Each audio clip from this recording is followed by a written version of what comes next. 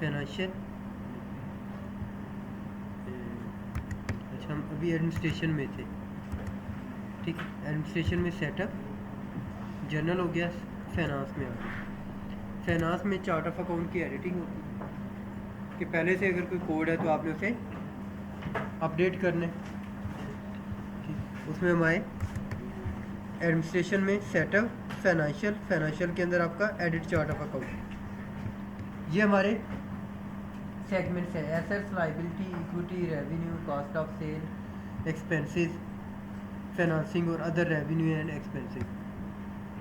जिसको आप अपडेट करना चाह रहे हैं, हम एसेट में अपडेट करना चाह रहे हैं, एसेट को चेक किया, ओके किया, ये एसेट्स के कोड दिखा दिए उसके, ठीक है। अब हम चाह रहे हैं कि ये कैश एंड बैंक बैलेंसेज है, हम चाह रहे हैं कि इसको क्या करना है, अपडेट करना है, ठीक है। मैं कहता हूँ कैश एंड बैंक, जिसका नेम चेंज करना है। फॉर एग्जाम्पल मैं कहता हूँ जिसका नेम क्या होना चाहिए, कैश एंड बैंक, मैं इसके साथ लगा देता हूँ जी SN, ठीक है, ताकि मुझे पता हो कि ये मेरे अकाउंट है, मैं कैसे अपडेट कर दूँ। तो अब ये क्या करेगा, अब ये देखिए कोड इसका है 011, ठीक। तो उसने क्या किया, cash at bank dash SM कर दिया। ये तो है कि एग्जिस्टिंग कोड को आपने अपडेट करना, तो पहले से प्री डिफाइंड कोड है, उनको अपडेट करना, तो ये हम अपडेट कर सकते हैं, ठीक है। ये हमारा क्या,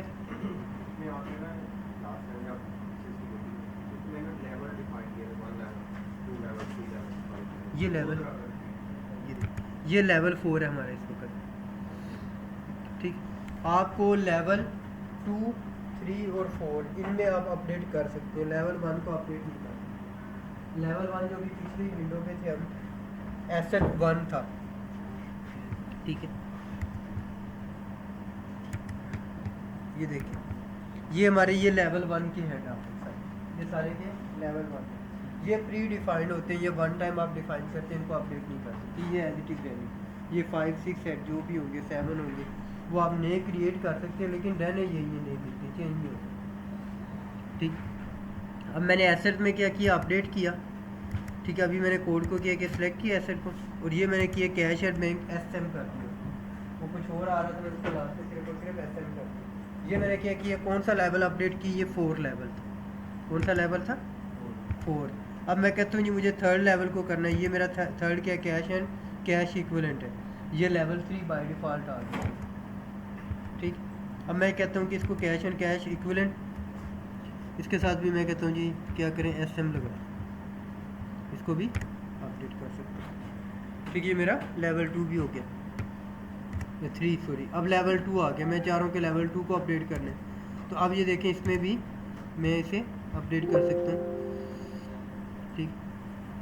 अब उसमें देखें अपडेट के ऑप्शन, उसने क्या किया कि ग्रेटर देन नंबर हो गया, कि जितने कैरेक्टर मैक्सिमम इसमें लिखे जा सकते थे उससे ज़्यादा हो रहे हैं, इसलिए वो नहीं करने देगा, कम होंगे तो करने देगा, अदरवाइज़ क्या होगा, नहीं करने देगा।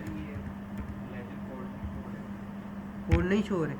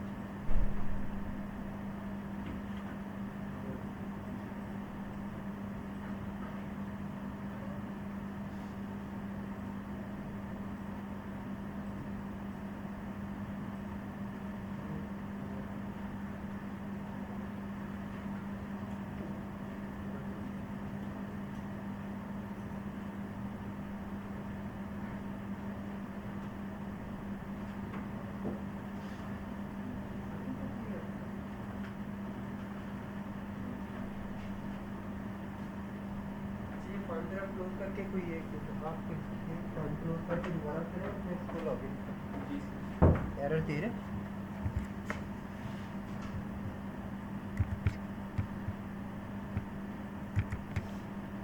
चूज कंपनी ना ज़रा दोबारा करें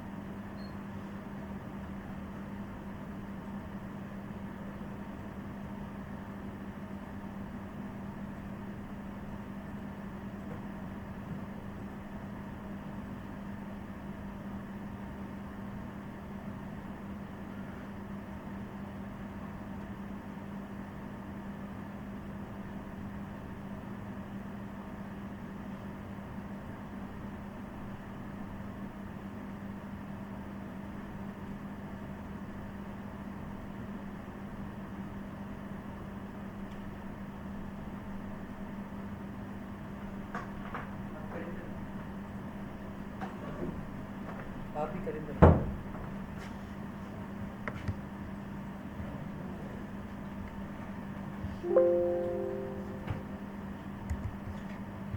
लॉग आउट करके ना दोबारा लॉगिन करें एग्जिट करके ना अपने ही से बेशक उससे करें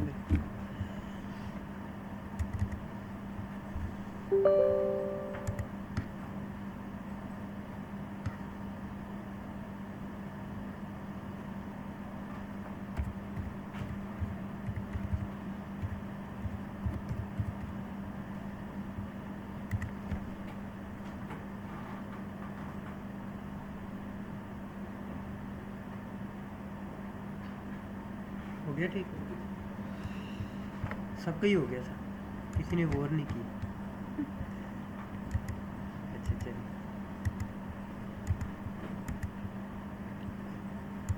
सेटअप फाइनेंशियल अच्छा एडिट चार्ट ऑफ अकाउंट की समझ आ गई किसी भी कोड को आपने अपडेट कर समय आपका करें ना हाँ अपने वाला करने या नेम बना लें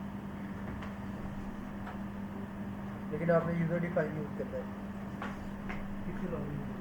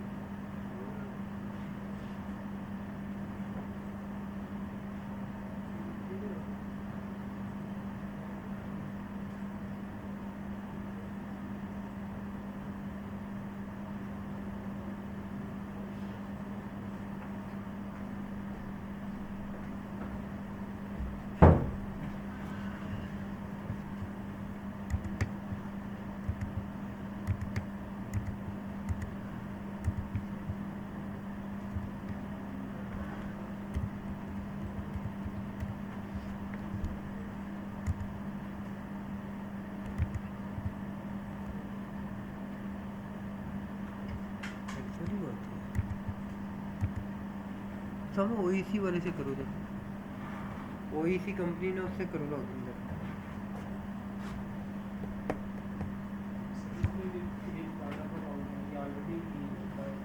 हाँ, इसीलिए हमने यूज़र डिफाइन जो यूएस वाला यूज़ किया था ना, उसका पर्पज़ यही था।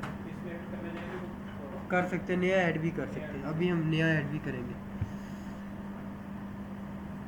उसामा, वरना अभी किसी से भी करके ना मेरे वाले से एसएम से काम करें, इस सेशन के बाद जो ना मैं आपको करवाता हूँ।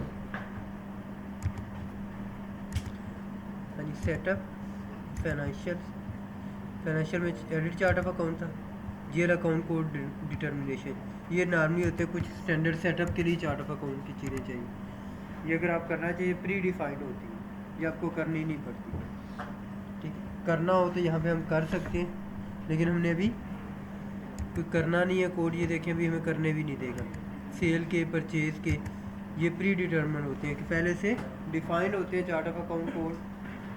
सेल्स के लिए अगर आपने अलग रखे हैं, परचेज़ के लिए अलग रखे हैं, एक्सपेंसेस के लिए, क्योंकि हमने चार्ट ऑफ अकाउंट डिज़ाइन इस तरह किया होता है। अभी जैसे हमने फर्स्ट लेवल पे देखे 7 लेवल आ रहे थे हमारे, ये फर्स्ट के अंदर 6-7 हेड आ रहे थे, वो बेसिकली क्या प्री डिटर्मिन्ड है, पहले से हमने डिटर्मिन किए हुए लेवल 1। इसी तरह लेवल 2 है, वो ऑलरेडी हमारे डिफाइंड होते हैं। ठीक है, यानी हम ग्रुपिंग इनिशियल जब बनाते हैं तो उस वक्त हम क्रिएट कर लेते हैं, तो इसलिए हमें यहाँ पे किसी किस्म का टेक्स्ट स्ट्रक्चर वगैरह क्रिएट करने की ज़रूरत नहीं। अब ये देखिए इन्वेंट्री में आएंगे तो आपके सारे फील्ड हैं, ठीक है, वो से अकाउंट इन्वेंट्री के आपके ऑलरेडी आ रहे हैं। जनरल सेटिंग में आएंगे तो जनरल के अंदर कुछ कोड हमारे आ रहे होंगे जो सेटअप के लिए इनिशियली ज़रूरी होते हैं। ठीक है, इसीलिए हमने यूएस वाला जब चूज़ किया तो इसमें हमारे ये पहले से प्री डिफाइंड शो हो गए।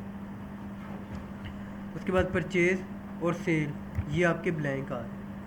ठीक है, ये हमारे प्री डिटर्मिन नहीं है, एज इट इज़ जो स्टैंडर्ड है। ठीक है, उसके बाद अकाउंट सेग्रीगेशन, ये हमने बात की कि डिवीज़न वगैरह हम यहाँ पे चेंज करना चाहे तो हम कर सकते हैं। ठीक है, डिवीज़न की जगह आप डिपार्टमेंट करना चाहें डिपार्टमेंट कर लें। ठीक है, कोई एक चेंज कर लें आप। ठीक है जी, मैंने उसको डिवीज़न को डिपार्टमेंट कर लिया। आपने किसी और को चेंज करना तो किसी और को चेंज कर लें। इसको मैं कहता हूँ जी प्रोडक्ट, मैं इसलिए हूँ, मुझे ये नज़र आया मैंने इसलिए, वरना आप ऊपर वाले को प्रोडक्ट कर लें, एक को प्रोडक्ट कर लें, एक को डिपार्टमेंट कर लें। ठीक है, प्रोडक्ट और डिपार्टमेंट हो गया। ओके, अब देखिए नेचुरल अकाउंट वाला जो है उसका नेचुरल अकाउंट है, मैं कहता हूँ नेचुरल अकाउंट का जो है ना ए बड़ा होना चाहिए, इसे एक बड़ा कर लें। ठीक, रीजन, प्रोडक्ट, उसके बाद अल्फ़ा न्यूमेरिक है सारे।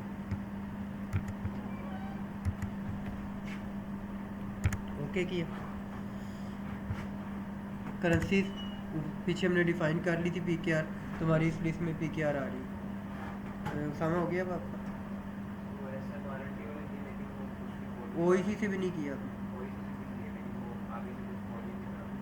नहीं।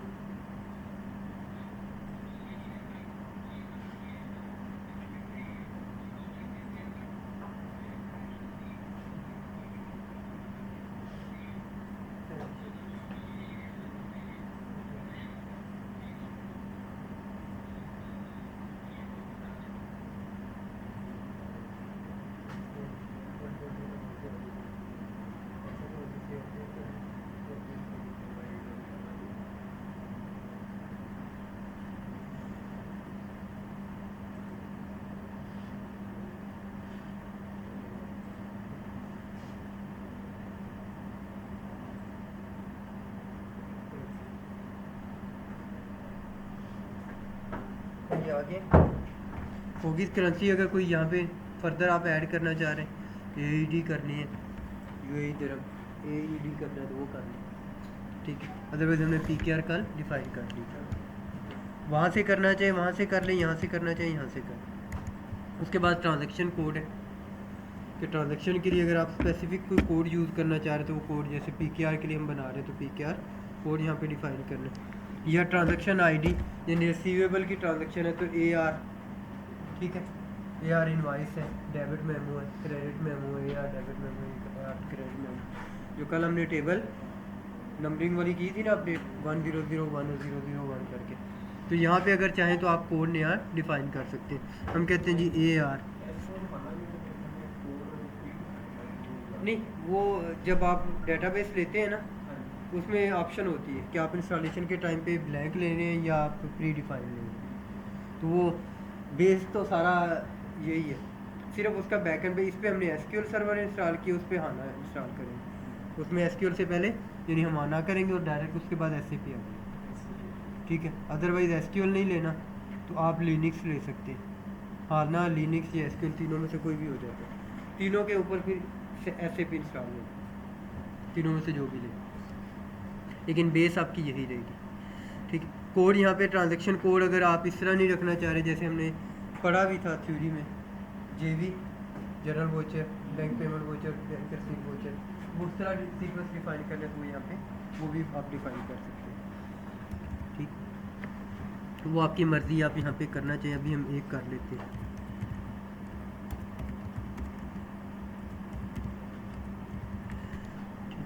उनके जनरल वोचर, ठीक है। JV general voucher, bank payment voucher का BPV, CPV, cash payment voucher, cash receipt voucher, तो जितने आप करना चाहिए यहाँ पे डिफाइन कर। उसके बाद अगर आपको स्पेसिफिक प्रोजेक्ट है, प्रोजेक्टेड अकाउंट्स बनाना चाह रहे हैं तो वो यहाँ पे हम बना सकते हैं।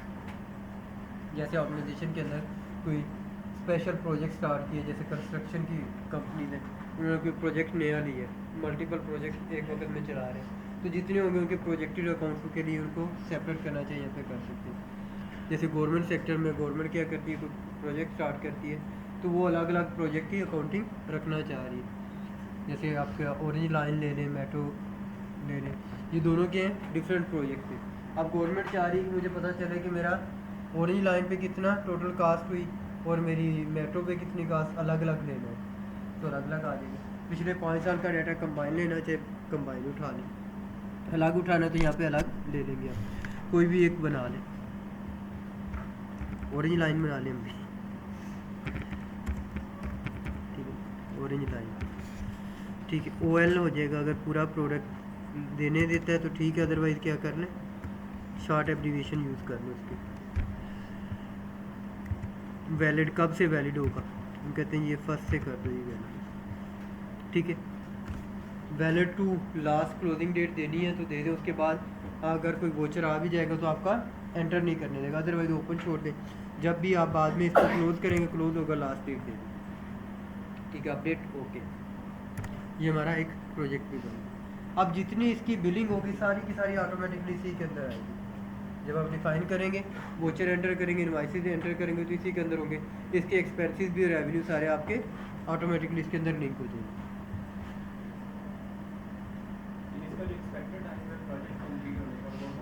वो अगर देना चाहें तो 4 मंथ 6 मंथ लास्ट डेट वो दे दें। यानी स्टार्ट आपने फर्स्ट से किया है तो आप समझते हैं कि ये 6 मंथ में क्लोज होना चाहिए तो लास्ट डेट दे दी। अगर उससे बाद भी अगर आपका चल रहा है तो आप क्या करेंगे, लास्ट डेट को अपडेट कर सकते हैं, ठीक है। अदरवाइज़ क्या है कि लास्ट डेट दे दी है, आपने अपडेट नहीं किया तो देन क्या होगा, उसके बाद आपको ट्रांजेक्शन करने नहीं देगी। तो इसलिए हमने क्या किया, अभी कोई पता नहीं कब ख़त्म होगा, ओपन छोड़। पीरियड इंडिकेटर डिफ़ॉल्ट हमने अपना बना लिया था 2022 रखा था, आई थिंक 21 रखा था। वो हमारा डिफ़ॉल्ट जो हमने सेट किया वही रहना। तो अगर यहाँ पे उसका नेम चेंज करेंगे तो चेंज कर सकते हैं, वरना हमने जो नेम दिया डिफ़ॉल्ट वही आना चाहिए, इसलिए यहाँ पे अपडेट करने की ज़रूरत नहीं, डिफ़ॉल्ट उसी को रखें। 1099 टेम्पलेट आ गई, ये आपका स्टैंडर्ड 1099 के स्टैंडर्ड, जो भी स्टैंडर्ड SAP का वही यूज़ करें। तो आपने हमेशा किस पे रखना है, 1099 पे। वोचर की प्रिंटिंग के लिए आपने 999, अदरवाइज़ क्या है कि आपका टेम्पलेट के लिए 1099 आपका जी। अब ये देखिए जितने भी ये सबके साथ 1099 आ रहा है, आप नया भी डिफ़ाइन करें तो 1099 आगे आपका नेम आ रहा है जो भी आप यूज़ करना चाहें। आप अपना 1099 कंपनी का नेम रखना चाहें तो साथ डिफ़ाइन कर लें अगर करना है तो। फॉर एग्जांपल मैं कहता हूँ जी 1099 SM test weekend,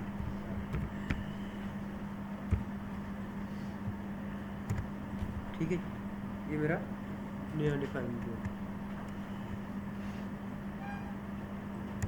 doubtful debts, कोई अगर डेट्स वगैरह के अकाउंट्स बनाना चाह रहे हैं तो यहाँ पे आप बना सकते हैं। बैड डेट्स वगैरह के साथ यहाँ पे ले लें, क्या नेम लेंगे उसका, नंबर ऑफ़ डेज़, कितने डेज़ के बाद, 90 डेज़ कर लें, ठीक है, कितने परसेंट, 5%, 1%, 2%, 3%, 5%। ये कंपनी की पॉलिसी पे है कि कंपनी कितने बैडर्स सोचती है कि 90 डेज़ के बाद कितने हो सकते हैं, उससे एक्सपेक्टेड जो है रेशो देगी उससे ज़्यादा नहीं होना चाहिए। ये नॉर्मली जो बड़ी ऑर्गेनाइजेशन है वो मैक्सिमम 3% तक रखती है, छोटी ऑर्गेनाइजेशन 5% रख लेती है। मल्टीपल बना सकते हैं, मल्टीपल परसेंट। मैं बता रहा हूँ कि बड़ी कंपनी जो है ना वो नॉर्मली लेती है 2 to 3%, जो छोटी कंपनी है वो 5% तक भी ले जाती है, क्योंकि छोटी कंपनी के बैड डेट्स ज़्यादा होते हैं नॉर्मली।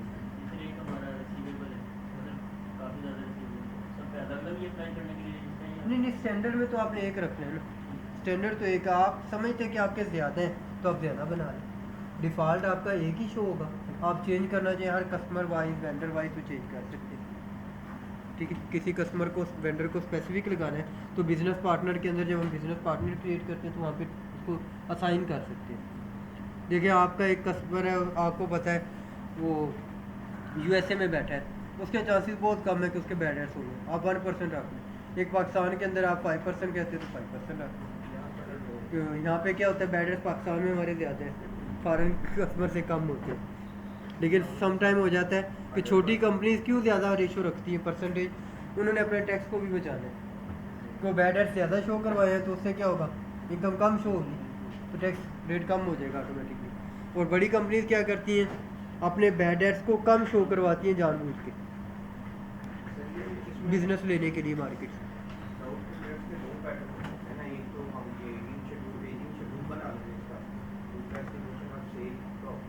हाँ जी, यहाँ पे एजिंग शेड्यूल है, नंबर ऑफ डेज पे होता है, और ये ऑटोमेटिकली फिर जब हमारा फाइनल रिजल्ट कैलकुलेट करेगा तो उसमें से निकाल दें। सेट ऑफ राइट ऑफ कर हाँ जी। उसके बाद cash flow line items, cash flows आपकी नॉर्मली किस पे बनती है, चार्ट ऑफ अकाउंट कोड्स पे, ये आपके स्टैंडर्ड जितने हैं वो सारे के सारे आ रहे हैं। फाइनेंसिंग एक्टिविटी थी, नॉन फाइनेंसिंग एक्टिविटी थी, ऑपरेशनल एक्टिविटी से कितने आ रहे हैं, ठीक, ये स्टैंडर्ड है। एक्टिव है, टाइटल पे आपने लेने, क्योंकि बाय डिफ़ॉल्ट आपका एक्टिव पे तो आपको फर्दर करने नहीं देगा,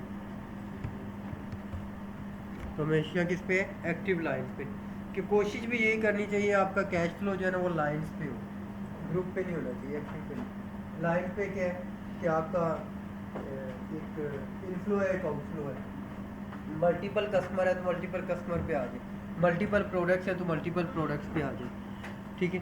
तो इसलिए आपका हमेशा किस पे होता है, लाइंस पे। लाइन पे आपका सक्सेस रेशो ज़्यादा होती है कैश फ्लो की, कि आप जो टेम्पलेट डिज़ाइन करते हैं उसमें एनालिसिस के लिए या आपका नियर जो आपकी एस्टिमेशन उसके नियर होता है। अगर आप ग्रुप पे लेते हैं या हेडर लेवल पे लेते हैं तो फिर क्या होगा, आपका जो है ना फ़र्क ज़्यादा आ जाएगा, डिफरेंस ज़्यादा होगा। एक लाइन आपने 50 लाइन्स की, एक दिन में 50 ट्रांजेक्शन की, तो इसका मतलब है कि आपने ट्रांजेक्शन लेवल पे किया तो जो एस्टिमेशन थी उसके नियर होगा। क्यों नियर होगा, कि जितनी ट्रांजेक्शन हो रही है हर ट्रांजेक्शन को साथ साथ निकालता जा रहा है, एनालिसिस आपको देता जा रहा है, हिट हो रही है आपका इन और आउट, कि 10 कस्टमर को आपने प्रोडक्ट सेल किए हैं तो 10 लाइन्स आई, उसके अगेंस्ट आपने 5 एक्सपेंसेस किए तो 5 एक्सपेंसेस हिट हो गए, तो इनफ्लो और आउटफ्लो का नेट ऑफ करके आपका नेट इनफ्लो दे देगा, ये नेट फ्लो दे देगा। ऑपरेशन एक्टिविटी है, इन्वेस्टिगेशन एक्टिविटी और फाइनेंसिंग एक्टिविटी, ये तीन आपके पोर्शन मेजर है। ऑपरेशनल एक्टिविटी में आपका इन भी हो सकता है, आउट भी हो सकता है, ठीक है। उसके बाद आपका सेकंड कौन है, इन्वेस्टिंग एक्टिविटी, ये नॉर्मली आउट होता है कि जो आपने इन्वेस्टमेंट की है डेफिनेटली आउट हो रहा है ना आपका, उसमें जा रहा है, वो हो गया। और तीसरा आपका कौन सा है, रिसीव फाइनेंशियल एक्टिविटी, ये बैंक में आपने जो डिपॉजिट करवाए हुए हैं उन पे जो इन हो रहा है और जो कस्टमर की तरफ से आपका आ रहा है उन पे भी इन हो रहा है, और जो आप पेमेंट कर रहे हैं सप्लायर की, ये आउट हो रही है, वही नहीं उसमें दोनों आ जाती है। सर इसमें नॉन कैश आइटम का तो कितनी है? हाँ जी, नॉन कैश आइटम का हम कैश फ्लो ले कैश के रहे हैं, नॉन कैश के नहीं ले रहे। कुछ चीज़ें तो जब हम ये वैसे मैनुअली जब आप लोग पढ़ते हैं कैश फ्लो स्टेटमेंट को, तो उसमें नॉन कैश आइटम को हाँ जी, नॉन कैश, हाँ जी, वहाँ पर कैश बेस किया है। यहाँ पे कैश है, लेकिन क्योंकि नॉन कैश मैं अक्सर करता हूँ कि हम जो प्रैक्टिस पढ़ के आते हैं ना उसमें और जब प्रैक्टिकल जा करते हैं डिफरेंट फ़र्क होता है, क्योंकि नॉन कैश एक्टिविटीज़ जो है ना वो नॉर्मली बहुत रियर होती है, नहीं इसमें फिर वो डाउटफुल डेट्स का इससे एक स्टेप पहले मौजूद है। वो ऐड कर देंगे, आप कर सकते हैं ऐड इसमें, कैश एक्टिविटीज़ में कैश फ्लो के अंदर भी ऐड करना चाहिए तो हम कर सकते हैं, वो आगे चल के हम फाइनेंशियल वाला जो बैंकिंग पोर्शन है उसमें ऐड करेंगे। वो बैंक इसी में रिकॉर्ड हो गया। हाँ, बैंकिंग मॉड्यूल जो है ना वहाँ पे जाके हम कैश इनफ्लो आउटफ्लो के साथ एक ऐड कर देंगे नॉन कैश एक्टिविटी, वो ऑटोमेटिकली हमारे चार्ट ऑफ अकाउंट की इस लिस्ट के अंदर शो हो जाएगी, डिस्प्ले हो जाएगी। उसमें फिर ड्रायर है, मल्टीपल ड्रायर्स हैं, फर्स्ट पे रखना है, सेकंड पे रखना है, लास्ट पे रखना है, आफ्टर रखना है, तो नॉर्मली आप क्या रखें, फर्स्ट पे रख लें कि जो ऐड होता जाएगा वो फर्स्ट के पहले कॉलम के अंदर ऐड होता है। जैसे भी हम बात करें नॉन कैश एक्टिविटी की, वो अगर हम ऐड करते हैं तो वो हमारा शुरू में स्टार्ट में यहाँ पे आता है, और जिस ग्रुप में फॉल कर रहा है उस ग्रुप के स्टार्ट में आ जाएगा। अगर फर्स्ट पे रखें, आप चाह रहे नहीं जी लास्ट पे आना चाहिए तो लास्ट सेलेक्ट कर लें तो लास्ट पे चला जाएगा, ठीक है। किसी स्पेसिफिक एरिया के बाद आप करना चाह रहे हैं तो स्पेसिफिक एरिया के बाद उसे कर दें, ठीक है। ये किस टाइप तो मैंने इसको वर्क कर, ठीक।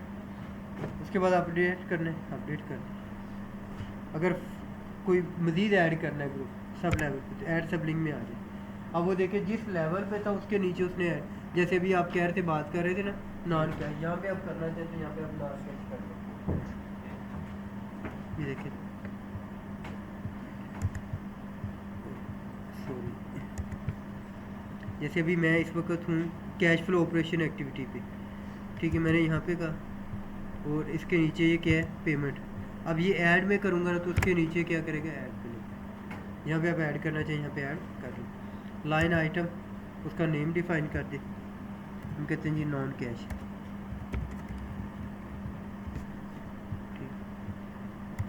अपडेट हो गया नॉन कैश, ठीक है। अब आप तीनों लेवल पे तीनों ग्रुप के अंदर नॉन कैश ऐड करना चाह रहे हैं, तीनों में करो, एक में रखना है एक में कर, ठीक है। कोशिश करें नॉन कैश रखना है तो ऑपरेशन के अंदर ही रखें, फाइनेंसिंग और इन्वेस्टिंग के अंदर ना हो, ठीक है, आना इसी में चाहिए। नहीं कुछ ऑर्गेनाइजेशन करती है नॉन फाइनेंसिंग में, फाइनेंसिंग वो गेन लॉस है ना, एक्सचेंज गेन लॉस, उसकी वजह से फाइनेंसिंग के अंदर ऐड कर लेते हैं। वो एक्चुअली उसका है कैश ही है, लेकिन वो क्या करते हैं नॉन कैश इस वक्त होता है इसलिए रखते हैं कि वो फिजिकली कैश आ जा नहीं रहा होता, वो बैंक के अंदर ही अपडेट हो जाता है सारा, तो इसलिए उसे ले लेते हैं लोग, ओके। उसके बाद आगे जी हमारा इसके अंदर टैक्स स्ट्रक्चर, सबसे पहले टैक्स के अंदर सेल ज्यूरिस्डिक्शन होती है हमारी, सिटी कंट्री वगैरह डिफाइन, ठीक है। हमारी क्या है, कंट्री है, स्टेट है और सिटी है, ठीक है। आप कंट्री प्रोविंस और सिटी कर लें, स्टेट की जगह आप क्या कर सकते हैं, प्रोविंस कर सकते हैं।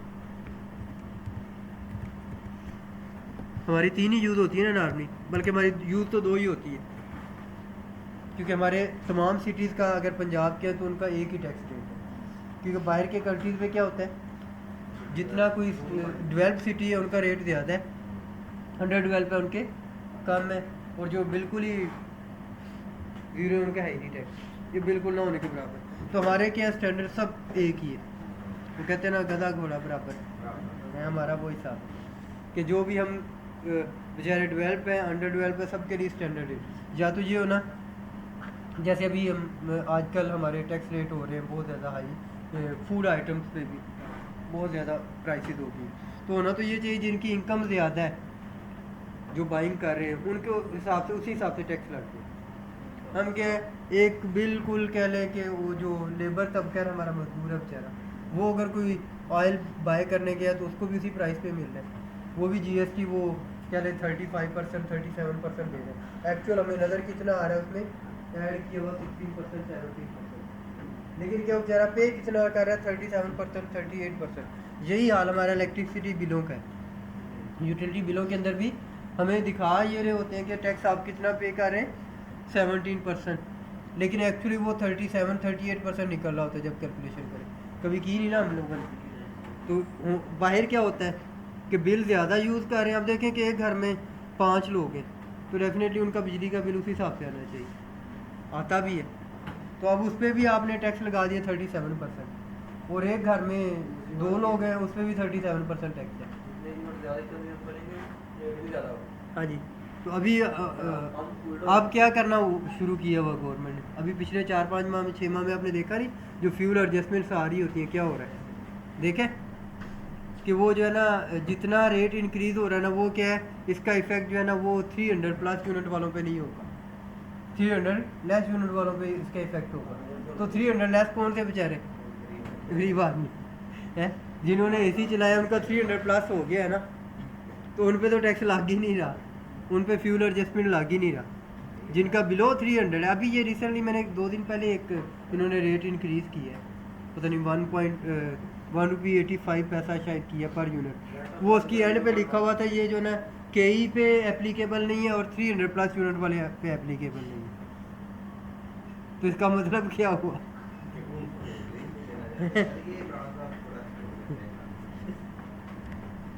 इमरान खान साहब अच्छा चलो वापस आ गए। अच्छा उसके बाद सेल टैक्स ज्यूरिस्डिक्शन है हमारा। अब हमने क्या किया था, प्रिवेंस किया उसको, तो हमारा प्रिवेंस आ गया, कंट्री है सिटी है। फर्दर कोई डिफ़ाइन करना है तो फर्दर और भी कर सकते हैं। जैसे हमारे यहाँ अभी भी बल्कि कोई पिछले 40 साल से एक चलती है सिचुएशन, कहते हैं कि कुछ ऐसे एरियाज हैं गवर्नमेंट ने नॉमिनेट किए हैं जहाँ पे कोई इंडस्ट्री लगाते हैं तो 10 ईयर के लिए, 7 ईयर के लिए, 5 ईयर के लिए टैक्स फ्री जोन है। जैसे हमारे केपी के कुछ एरियाज़ हैं, फिर फाटा के हैं, आज़ाद कश्मीर के कुछ एरियाज़ हैं वहाँ पे इंडस्ट्री लगाते हैं। हाँ जी, उनको वो 7 ईयर के लिए, 5 ईयर के लिए। और अब क्या किया है कि वो अब फर्दर ये तो है ना कि वो एरियाज़ हैं जहाँ पे है ऐसा, अब आप इंडस्ट्री जोन बना रहे हैं। जैसे हम लाहौर के अंदर से सारी इंडस्ट्रीज़ को बाहर मूव करना चाह रहे हैं, सुंदर इंडस्ट्रियल स्टेट बनाया, फिर वो मांगा मंडी वाला बनाया, ठीक है। इसी तरह वो आपका पहले रायविंड वाला बना था। तो ये सारे सेपरेट बाहर किए, लेकिन वो जब तक ये मूव हुए ना लोग, उस वक्त तक वहाँ पे भी पॉपुलेशन बहुत ज़्यादा होगी, रेजिडेंशियल एरियाज बहुत ज़्यादा बिल्ड होगी। अब क्या होगा, और 10 साल के बाद गवर्नमेंट ने कहना, कोर्ट ने कहना जी इनको क्या करें, मूव करें कहीं और। तो क्या होगा, वो मूव करेंगे ही, क्योंकि इतनी इन्वेस्टमेंट करके उन्होंने क्या किया, बड़ी मुश्किल से कोर्ट के इस डिसीजन पे कि 225 तक जो है ना 2025 तक आपने क्या करना, हर सूरत में जो सिटीज़ के अंदर इंडस्ट्रीज़ हैं सारी मूव करें लाहौर सिटीज़ के अंदर। वो नहीं कर रहे थे, अब कोर्ट ने क्या किया कि 25 तक की लिमिट लगा दी। अब इन्होंने लोगों ने मूव करना शुरू किया। अब वो सुंदर जो था इंडस्ट्रियल जोन बनाया, कहा गवर्नमेंट ने कि जी हम आपको 50% जो है ना वो प्राइस पे क्या करते हैं, प्लॉट देते हैं, इंडस्ट्रियल प्लॉट, तो आप मूव करें। लोगों ने प्लॉट 10 साल पहले ले लिए इंडस्ट्रियलिस्ट ने, लेकिन मूव नहीं किया। अब कोर्ट ने कहा ना कि 25 के बाद जो है ना क्या होगा, बिल्डिंग भी सील और गवर्नमेंट के कब्जे में चली जाएगी। तो अब इन्होंने क्या किया, मूव करना शुरू किया। अब वो क्या हुआ है, 10 साल पहले आपने जगह ली थी, उस वक्त क्या था, खाली थी। अब वो सुंदर के साथ जो है ना कोई 50 रेजिडेंशियल एरियाज़ बन गई, सोसाइटीज़, हाउसिंग सोसाइटीज़ बन गई। अब क्या होगा, इंडस्ट्री उधर मूव हुई है, लोग पहले उधर हैं, वो फिर वही पोल्यूशन जो है, एयर पोल्यूशन तो वैसे ही रह गई, जिसकी वजह से इधर से मूव करवाई। तो 10 साल के बाद जब उन्होंने उधर थोड़ा सा स्टैब्लिश होना है, कोर्ट ने फिर कहना इधर से भी निकले है। तो ये हमारा क्या है, प्रॉब्लम है जी। प्लानिंग का नहीं प्रॉब्लम, प्लानिंग तो हमने बड़ी की थी, अप्रूव नहीं ना कर। हाँ जी और आप देखें कि सिर्फ लाहौर की, मैं पिछले दिन एक रिपोर्ट देखा था, 1200 कुछ सोसाइटीज़ ऐसी हैं जो अप्रूव्ड ही नहीं है। सोचें कि कितनी बनी है लाहौर में, 1200 जो अप्रूव्ड ही नहीं है, एलडीए टीएमए से भी अप्रूव नहीं है, एलडीए से भी अप्रूव नहीं, तो वो कहाँ से बन गई? और उनके अंदर भी जो पॉपुलेशन है ना, वो शायद कोई 30-40 लाख के करीब बन रही है उन 1200 सोसाइटीज़ के अंदर। सोचे अप्रूव भी नहीं हुई, बन भी गई, लोग रह भी रहे हैं, इतनी पॉपुलेशन भी है, तो वो किसी को पता ही नहीं चला। उसके बाद आगे जी। हाँ अच्छा, सेल टैक्स कोड, ठीक है। उसके बाद आप कोर्स जितने डिफाइन करना चाहें, इनिशियल आपका 16% 16% कर लें, ठीक है। प्रिवेंस क्या है? जैसे हमारा पीआरए पंजाब का, अभी हमारा यहाँ पे देखें बाई डिफ़ॉल्ट आ रहा है प्रिवेंस। अब प्रिवेंस की जगह आप क्या करें, कंट्री कर लें, और यहाँ पे ज्यूरिस्डिक्शन अपनी क्या कर दें, कोड 17% डिफाइन करें, ठीक है। 17 जीएसटी, जनरल सेल टैक्स, पीके, ठीक है। या आप कोई नया डिफ़ाइन करना चाहें तो यहाँ पे न्यू डिफ़ाइन कर दें, हम कहते हैं पीके, पीके तो हमारा ऑलरेडी था, पीआर, ठीक है। बल्कि डिफ़ाइन करने की वजह ही नहीं है, ऊपर वाला पीके पीआर कर दें, चलिए फिर डिफ़ाइन कर लेते हैं पीआर। पीआर करेगा, पीआर नहीं करेगा, दो कैरेक्टर आप यूज़ कर सकते हैं। यहाँ पे आप पूरा कर लें, वही कोड कॉपी करें, परचेज सेल्स, ठीक है। ये कोड आपके जो चार्ट ऑफ अकाउंट में डिफाइन है, वो प्री डिफाइन, वो आपने ले लिया, और ये यही रहते हैं सब में। अपडेट, और उसके बाद वैलिड पीरियड डेट, कि कब से वैलिड होगा, ठीक है। फर्स्ट से, किसी भी फाइनेंशियल ईयर फाइनेंशियल मंथ के फर्स्ट से, या जब गवर्नमेंट एप्लीकेबल करेगी उसको कैसे हो जाएगा। उसके बाद आप कर दें अपडेट, ये अब आपका आ गया 17% पीआरए बन जाएगा, 17% पीआरए बन गया। हमारे यहाँ एक अलमिया और भी है ना, हम फेडरल टैक्स दे रहे हैं 17%, फिर हम पीआरए में भी दे रहे हैं टैक्स, ठीक है। फिर उसमें हमारे जो भी हम प्रोडक्ट बाय करते हैं उस पर जो टैक्स लगता है वो क्या है, एंड कंज्यूमर ने पे करना, बिजनेसमैन ने नहीं करना। ऐसी इनडायरेक्ट टैक्सेस की भरमार है, ठीक है जी। हो गया, ऐड किया, ओके। उसके बाद लास्ट पे आ गया टैक्स कोड डिटर्मिनेशन, पहले से जो प्री डिफाइंड है वो फाइन करना चाहे फाइन कर ले आप।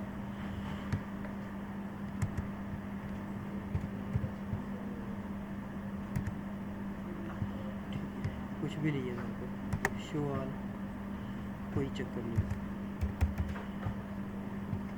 अच्छा, प्री डिटरमिन तो हमारे है ही है, अभी तो हमने खुद पहला डिफाइन किया 17%, वरना सिस्टम के बने हुए होते हैं वो यहाँ पे सारी लिस्ट शो करवा दें, ठीक है जी। ये हमारा यहाँ पे हो गया फाइनेंशियल वाला पोर्शन मुकम्मल, ठीक है। इसके बाद आ गया जी आपका सेल अपॉर्चुनिटीज़, है ना अभी 15-20 मिनट।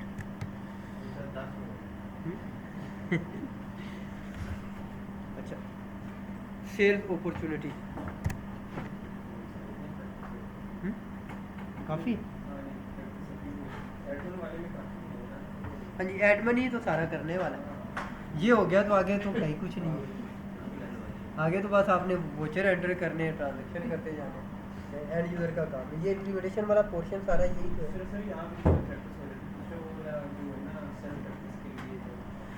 वो ना कल आपका, आप पहले कर लीजिएगा, मैंने उनको कह दिया शायद सबको ना वैसे, वरना नेक्स्ट वीक में शायद सबको बुला भी लेंगे इंशाल्लाह, अगर खुदा ना खासा नहीं होता इशू फिर हम उनको बुला लेंगे। वैसे मैंने उनको कह दिया कि आपको कॉल करेंगे, आपने कर दिया। हाँ, इसकी सेटिंग हमने सारी कर दी, मिस वाले सिस्टम की पता नहीं फिर भी नहीं समझ नहीं आ रही यानी, हालांकि सेटिंग भी सारी मैंने इसलिए शाम को चेक करा, मैंने कहा उसने की है तो उसको ज़्यादा आइडिया होगा। नहीं नहीं, सर्वर हमारा आ रहा है, डेटाबेस सर्वर है, कंपनीज नहीं उठा रहा, कंपनीज नहीं उठा रहा वो। हालांकि उसके मुझे शक है कि इसमें ना एडमिनिस्ट्रेशन के राइट्स का फ़र्क है। दो जगह पे हम एडमिनिस्ट्रेशन के राइट्स देते हैं, एक जगह पे नहीं देने चाहिए, जहाँ तक मेरी थिंकिंग है। क्योंकि जब हम सर्वर इंस्टॉल करते हैं, सर्वर से एक्सेस देते हैं, तो दोनों तरह के राइट्स देते हैं। दोनों जगह पे एडमिनिस्ट्रेशन राइट्स रिस्ट्रिक्शन लगाएंगे तो चल जाएगा।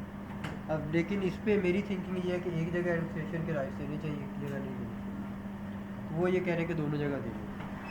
अब वो शाह साहब देखेंगे, उनको ज़्यादा आइडिया हो जाएगा कि क्या है। हाँ जी, बहुत है फिर। जी सर। इंशाल्लाह नेक्स्ट हम यहीं से कंटिन्यू करेंगे।